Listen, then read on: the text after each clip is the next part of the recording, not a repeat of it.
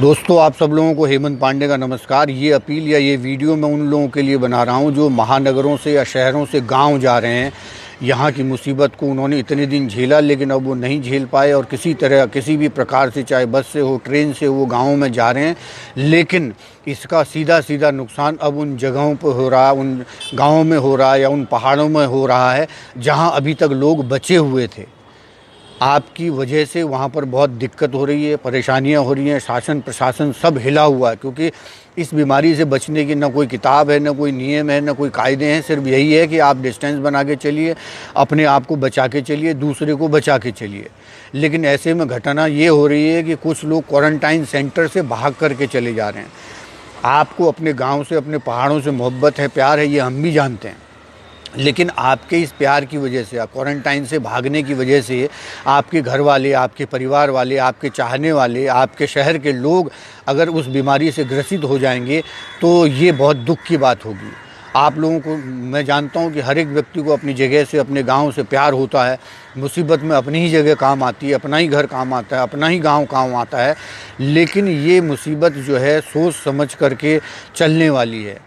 ऐसे कई लोग हैं जो साल में, 2 साल में, 4 साल में, 5 साल में एक बार गाँव जाते हैं। मैं आपको व्यक्तिगत रूप से बताऊं, मैं तो हर महीने या तो 2 महीने में एक बार हमेशा ही गाँव जाता हूं, अपने उत्तराखंड में जाता हूं। और तो और मैं तो यहाँ की उसकी मिट्टी भी मैं अब यहाँ पर अपने गमलों में रखता हूँ। अपने गाँव की मिट्टी मैं उस जगह से, उस भूमि से इतना प्यार करता हूँ कि उसने मुझे यहाँ पहुँचाया। ये आप देखिए, ये गीठी है वहाँ के गांव की है, उत्तराखंड की। ये चलमोड़ो, जो जिस चलमोड़े को लोग वहाँ उत्तराखंड में सबसे पहले उखाड़ के फेंकते हैं, मैंने उसको मुंबई में अपने गमलों में पाला हुआ, क्योंकि अपने यहाँ की मिट्टी से, अपने यहाँ के पेड़ से, पौधे से, लोगों से आदमी को इतना प्यार होता है, ये मैं भी जानता हूँ। मैं मुसीबत में फंसा हुआ मुंबई में, मैं तक नहीं जा पा रहा हूँ और न जाने की सोच पा रहा हूँ, क्योंकि ये मुसीबत का दौर है। जिनको बहुत ज़रूरी है वही घर से निकलें। वो लोग ऐसे में न निकलें कि चलो बेटा घूम के आते हैं पहाड़ों में या ऐसे छुट्टी मना के आए। वो समय ही नहीं है दोस्तों।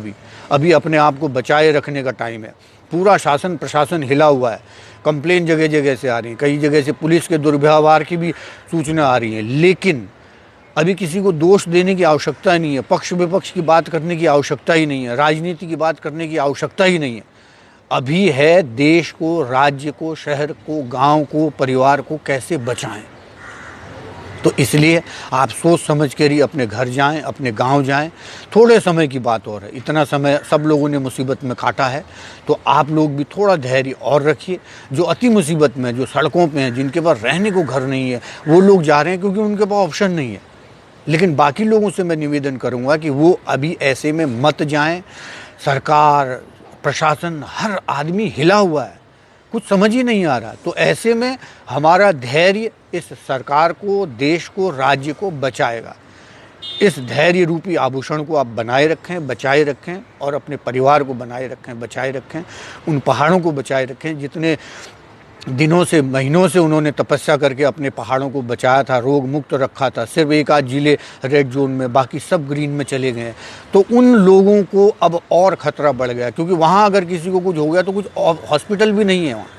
किसी को गढ़वाल के गांव में कुछ हो गया तो उसको सीधे देहरादून लाना पड़ेगा, या कुमाऊं में कुछ हो गया तो सीधे मुंशियारी, कहाँ लास्ट बॉर्डर से फिर हल्द्वानी लाना पड़ेगा। और ऐसा नहीं है कि वहाँ सब सुख सुविधाएं हैं। इसलिए ये विपत्ति का काल है। बड़ी विपत्ति होने से हम अपने आप को बचा सकते हैं। इसलिए धैर्य रखो, धैर्य रखो, धैर्य रखो। भाई आ जानी यार तुम लोग क्वारंटाइन बटे। हाँ।